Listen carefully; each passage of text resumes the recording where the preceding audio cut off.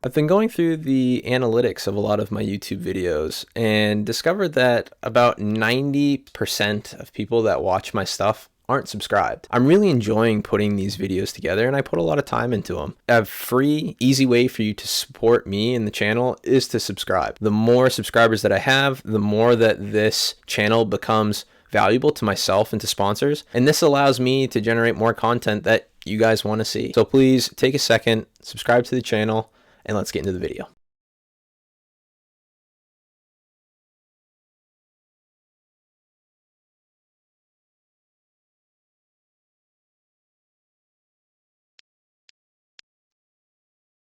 I'm a racer, a lifer with Arctic Cat, and I want to see this brand grow. Let's see what they've gotten right with the 2026 lineup. I'm going to dive into my thoughts on the lineup and also some of the community's thoughts. Quick highlights on what's working that in my perspective as a racer are really great to see. Bringing back the dual rail that actually comes with a brace kit on it, which is really impressive. The RXC comes with an aluminum brace on it, and it's cool to see that the Mountain Division is getting this type of reinforced kind of racer focused engineering. There's additional weight savings on the sleds from the 600 to the 858 and across trail and mountain. But what I've been really liking to see, even coming from the 2024 model to the 2025 and what we'll see in the 2026, is just better material and stronger material. My 2024 has had some issues with things breaking on it that I've never really seen break on a sled before. This might have just been due to poor materials being sourced just because of issues with COVID. I haven't had those issues on the 2025, especially having almost a full season on the 2025 model. And I'm excited for the 2026 to be lighter, if not even stronger than the 2025. The EXT Special is a really cool way for Arctic Cat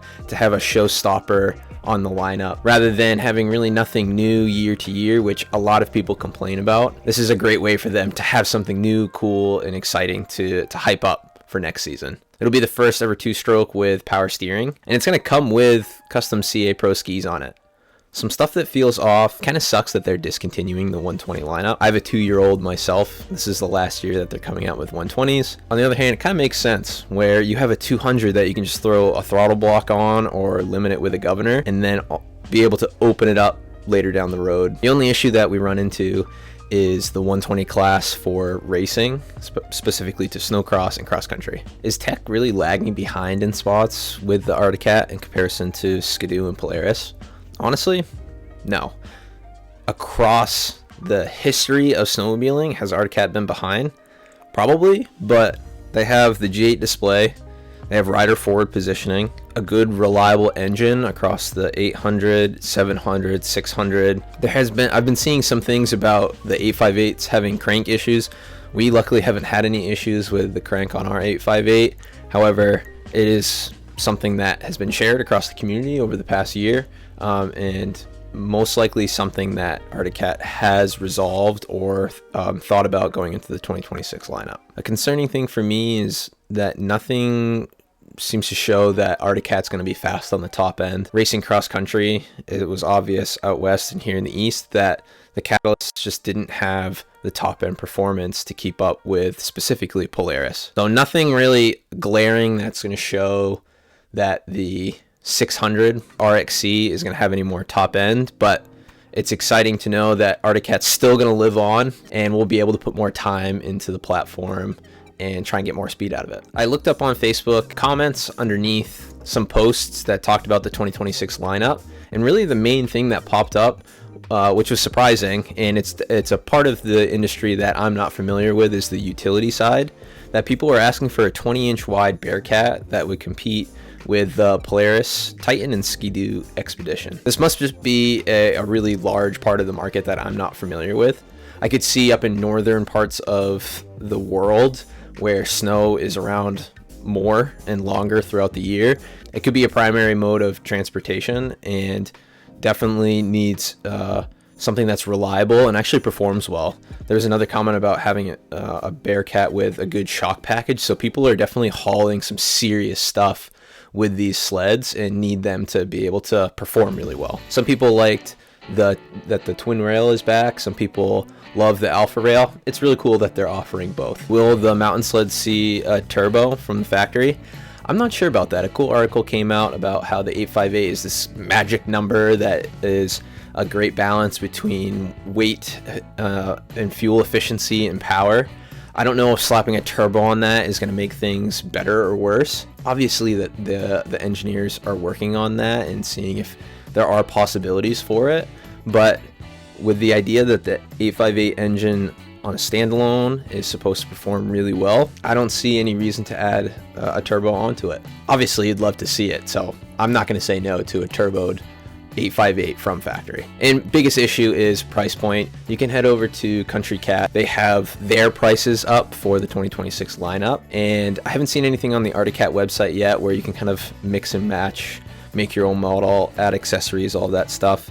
I'm sure they're developing the website to be able to offer all of that as we speak. The prices didn't go up a crazy amount, which is really surprising based on all of this uncertainty regarding tariffs, but that can also be a good thing for us consumers. Sleds are already really expensive, and there's been demand for a really affordable sled with no bells or whistles on it.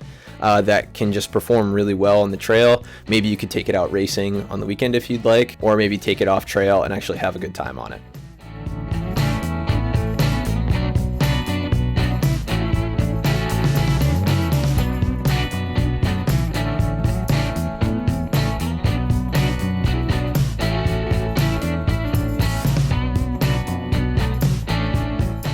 So my honest take, my first thought was, dang, they really made this lineup for racers.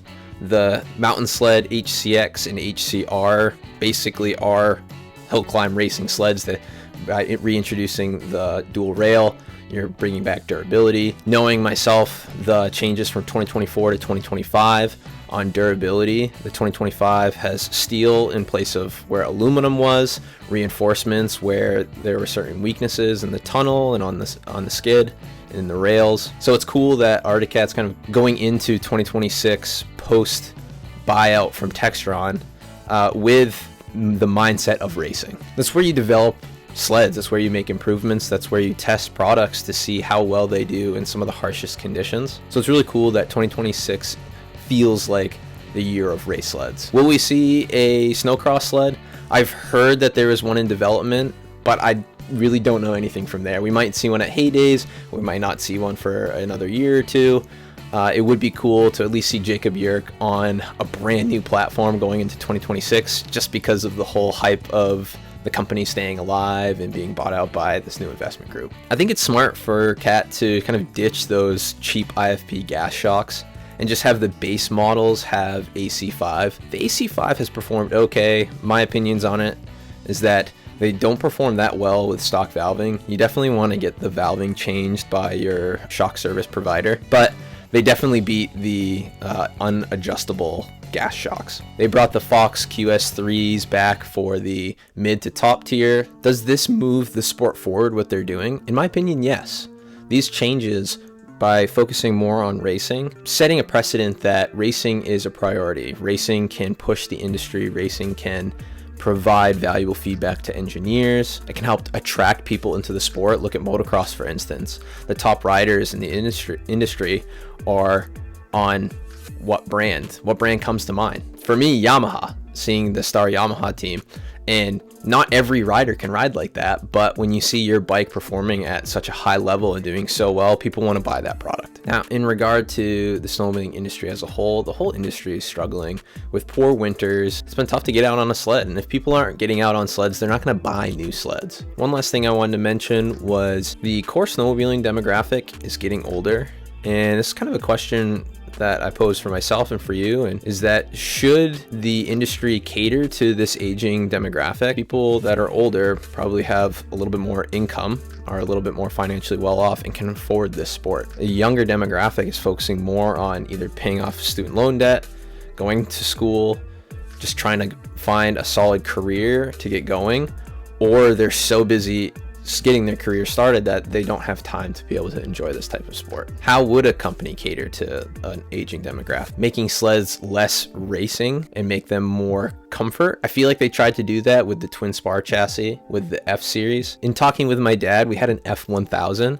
and that thing was an absolute Cadillac, super cushy on the trails, had a ton of power, felt really heavy, but it had great straight line power. It was just an overall solid sled. But as the years went on, sleds got more rider forward. They got more race appeal to them, being having better shock packages, being lighter, being stiffer, which in my opinion are all great things because I race sleds. But is that good for the average trail rider, especially one that's getting older? To wrap up this video, I just want to ask, are you seeing the changes that you want to see with this 2026 lineup from Arctic Cat? What do you think Arctic Cat should do next?